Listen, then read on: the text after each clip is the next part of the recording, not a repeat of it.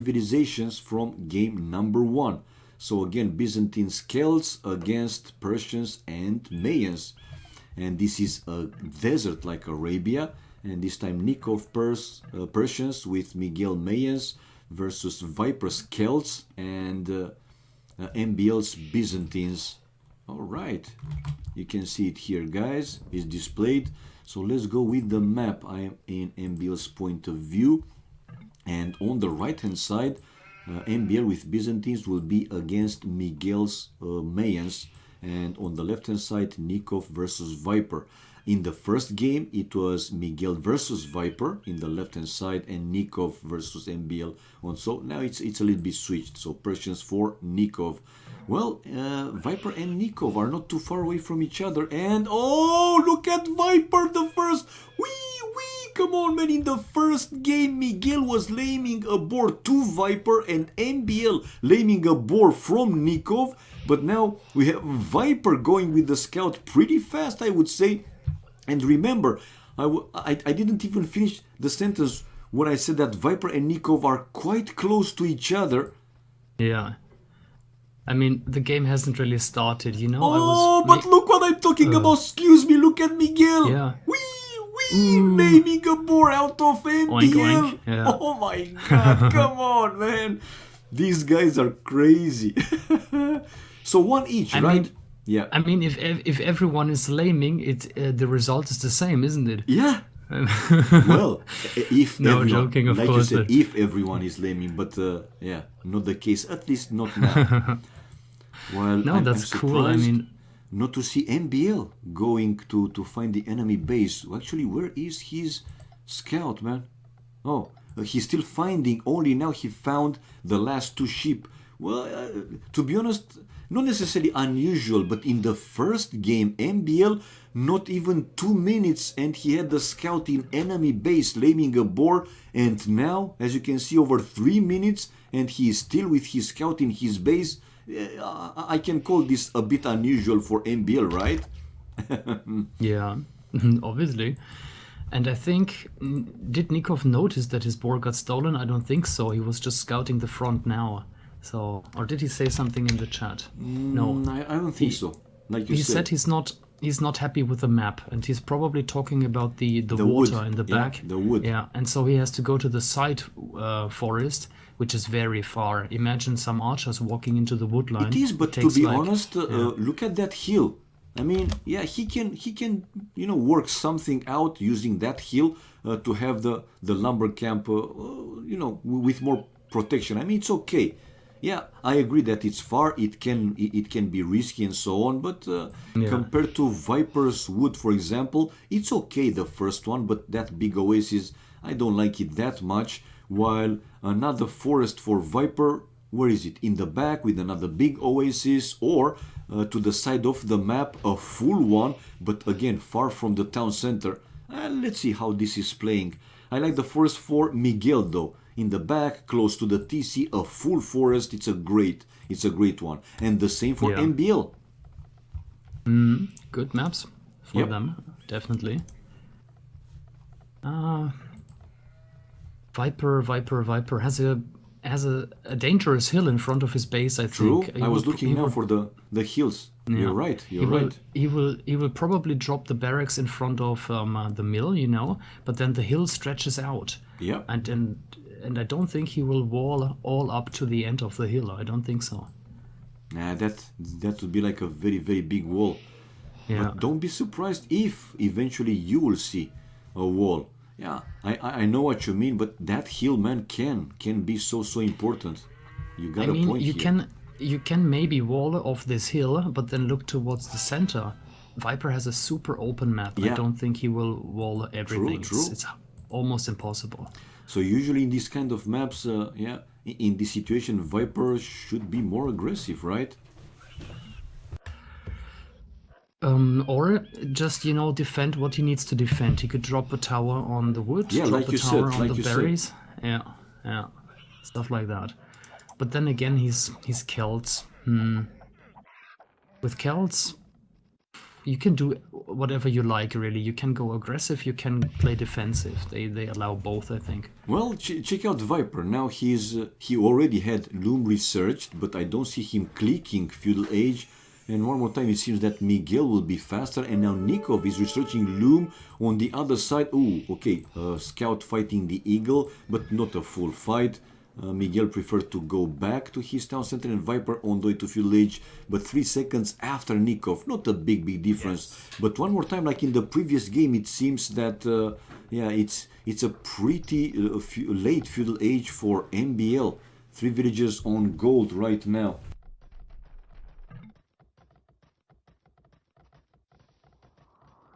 Well, MBL is Byzantines. It's the civilization without any real economy bonuses here. So maybe that explains it a little. Yeah. And Nicov saying something. Yeah, he doesn't forward. Yeah. And early on... I mean, check out Viper Scout. Viper Scout. Don't stop the... Ooh. Ah, okay. Yeah. He was not too far from the town center and that ville, you know what I mean? I saw. He could have get some hits. Yeah. Miguel said early on that he was gonna go man-at-arms, and he's keeping his promise, sending 4 militia out now. And he but it's there. The scout for MBL was there, and I think he could spot. Yeah, he did, and he's coming back home, so he know what's coming on him. Yeah. Well, MBL is walling off the gold now. You know, smart walls or micro walls. Yeah, of course. And he will do the same with wood. And I mean, this is standard even on a 1600 level nowadays in team games. You cannot leave your resources unprotected in a team game. But what is he doing, man? What is he doing, Miguel?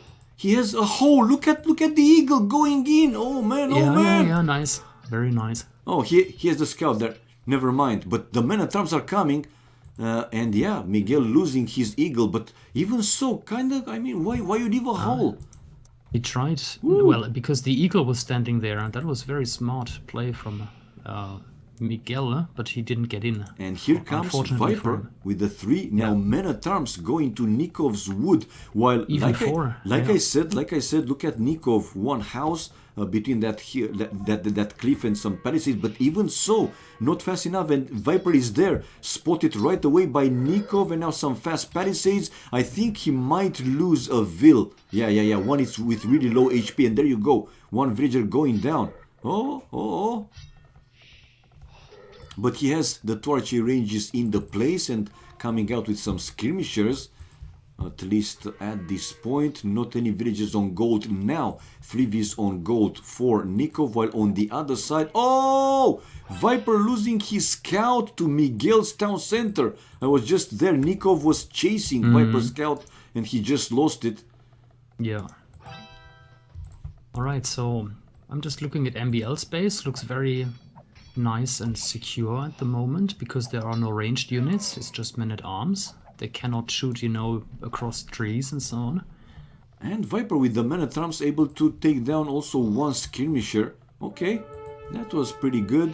Viper back home building 2 archery ranges, and you were right that he might build, you know, some military buildings to deny the complete full hill advantage for the enemy. But even so, it's extended, man. That hill probably will be so important. In the other side, we have Miguel now losing 1 man-at-arm, but with a chance to kill. 1 hit point for MBL scout survived, and the archers now are chasing away the men-at-arms. Miguel with the fletching upgrade, already 2 archery ranges and coming out with some archers, while Nicov is trying to build the palisade between the 2 forests. So you see, slowly he will make his lumber camps safer. But Viper, I mean, those men-at-arms against skirmishers, they are good, man. They are good.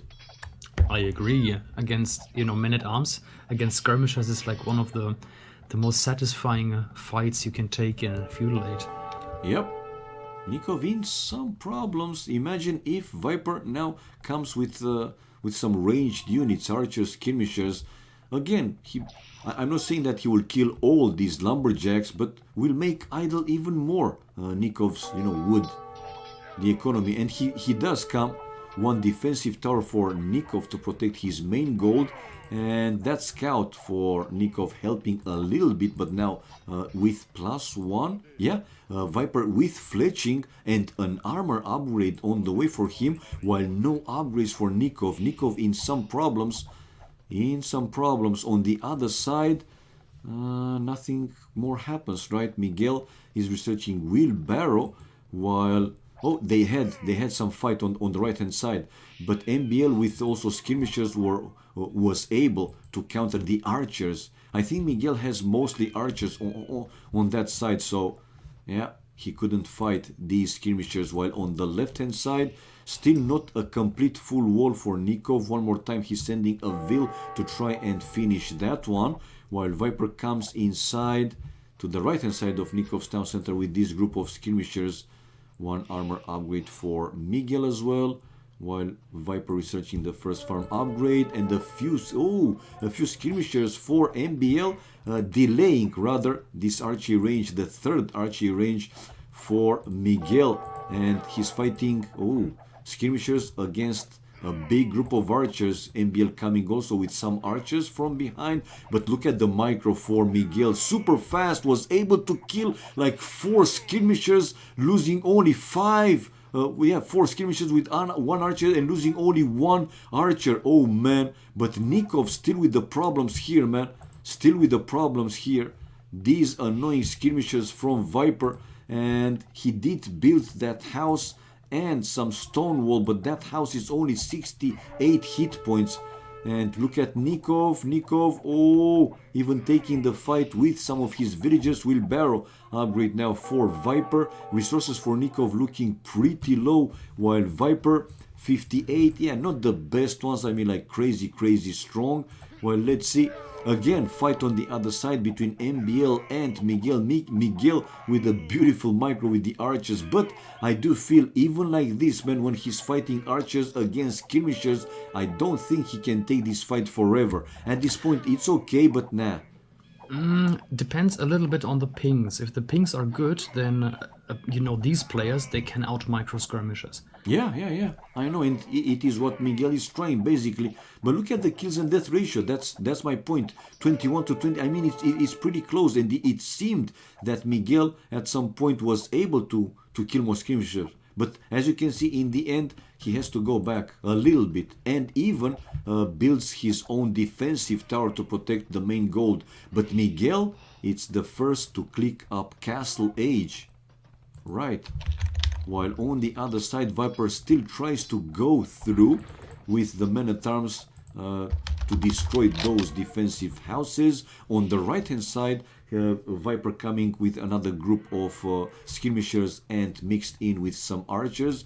By the way, when you type, some viewers also said a sexy keyboard. Yeah, I just muted. Okay, so Castle Age for Miguel, while now some big army there for Nicov to counter Viper's army. But yeah, we know with the proper micro, like you said, they can still snipe down a Vil, a unit, an archer, and so on. While on the other side, Miguel, some defensive mode, not a big army for MBL, and MBL will still trying to chase away those archers. Now villagers used by Miguel to chase away these group of skirmishers from MBL, and we have second to click up Castle Age, it's Viper, then MBL, and we see that Nicov it's kind of low again. I mean, his point of view, wow. Look at the resources. Gold is there. Now we have marketing coming for Nicov, most likely to balance his economy. Viper still trying to go through. For now, he was able to deny one lumber camp of Nicov, but Nicov built even one more to the other corner. So crossbow upgrade for Miguel with Bodkin arrow. Right. And you know what I think? Yeah. Between the cliff and the lumberjacks, there isn't too much distance, so archers should be able to hit these villagers. Yeah, it isn't, but does It's Viper a little know? dangerous. Yeah, it is. He will. But where to He go? will. Where to go? He will find out. Trust me. But check out Miguel. Miguel was in Castle Age, but I can say only 59 population, not the strongest, right? And MBL will be like in 30 seconds. Well, probably I'm thinking that he will research elite skirmishers, right? For Byzantines, skirmishers, and whatever spears, pikes, and halberds are still cheaper, right? Yep, for sure. Okay. So Castle Age now for MBL, while Viper already there researching Bodkin, arrow, and crossbow. He has a group of army in the back of Nikov's base coming forward with another big army of archers going to Nikov's gold. Nikov's gold, he spotted but one villager down, second down. What are you doing? Nikov, move them inside the tower. Almost 4 villagers going down, and Viper still didn't lose any crossbow. That was a good outcome for Viper. Good job, man. Beautiful raiding there, and now there are crossbows, so they're even stronger. Plus, he will snipe a few more villagers. Yeah. You will see. Bodkin arrow. Try. Yeah. Yeah. On the other side, as expected, I said MBL with elite skirmishers, but yeah, well, Miguel with 3 archery ranges, he has more army, at least in that side of the map. Look at MBL's base. Yeah. Oh, yeah. Look at group of crossbows inside. Yeah, I see it. Yeah. Breaking the palisade. But those skirmishers, I do feel that again, even if he loses some of them, they're good countermen for the crossbows archers. Of course, he will need more than only 3, 4, 5 units. But let's see. Let's see. And the hill bonus, of course. And check out Viper though, even sniping more vills, more skirmishers, bigger problems in my opinion for Nicov in this side. But let's see, he's on the way to Castle Age. Will he be able to do something? Because once in Castle Age, is he going for knights? No, man. I mean, you would expect that a Persian player will go knights, especially on the way to Castle Age, with their knights having the bonus +2 attack, right?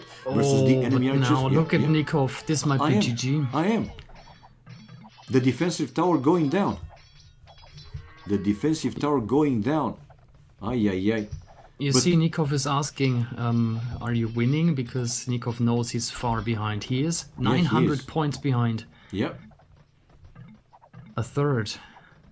And check out Viper going with the crossbows in the back to find the gold miners and the lumberjacks. Oh man, Nicov only now with the crossbow upgrade. But let's see the micro. Let's see the micro.